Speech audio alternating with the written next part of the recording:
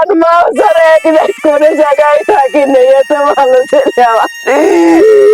ও মা ছাড়া একদিনও থাকে নেই। সম্মানিত প্রিয় দর্শক, একজন দুঃখিনী মায়ের শূন্য বুককে পূর্ণ করতে আপনাদের সামনে দাঁড়িয়েছি। আপনারা সর্বোচ্চ শেয়ার করবেন এবং অপরকে দেখার সুযোগ করে দিবেন। আমরা জানতে চাবো, এই মা দুঃখিনী ফরিদা আপার সন্তান হারিয়েছে, সে মানুষের দ্বারে ঘুরে ঘুরে বেড়াচ্ছে তার সন্তানকে ফিরে পাওয়ার আশায়। দুটি হৃদয়ের আর্তনাদের কথা আপনারা শুনবেন এবং বেশি বেশি শেয়ার করবেন। আপনার সন্তান কিভাবে হারালো আপনি একটু বলেন।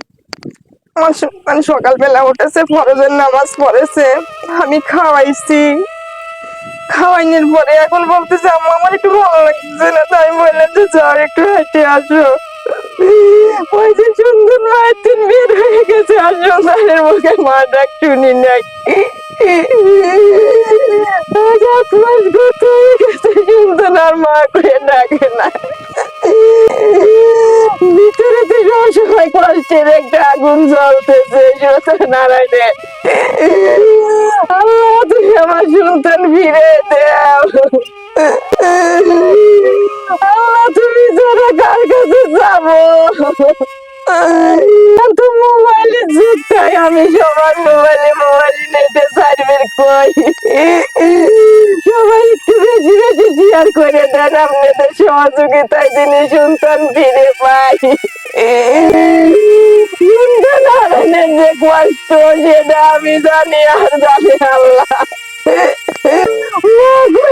আর মতন আর কেউ নাই।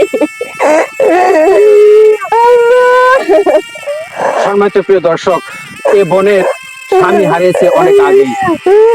এ ছেলেটি বাইমাল স্কুল থেকে এসএসসি পাশ করার পর সে আরিফ কলেজে পড়াশোনা করত। ইন্টারমিডিয়েট পাশ করার পর ফার্স্ট পরীক্ষা, ইংরেজি প্রথম পত্র পরীক্ষা দেওয়ার পর তার বাবা স্ট্রোক করে মারা যায়। মারা যাওয়ার পর অনেক দুঃখ কষ্ট করে, বাস্তবতার সাথে যুদ্ধ করে এ মা তার সন্তানকে তিলে তিলে বড় করেছিল, কিন্তু সেই সন্তানটিও হারিয়ে গেছে। তার বুকটা এখন শূন্য হয়ে গেছে, শুধু হাহাকার আর বেদনা নিয়ে সে বেঁচে আছে একমাত্র সন্তানকে হারিয়ে।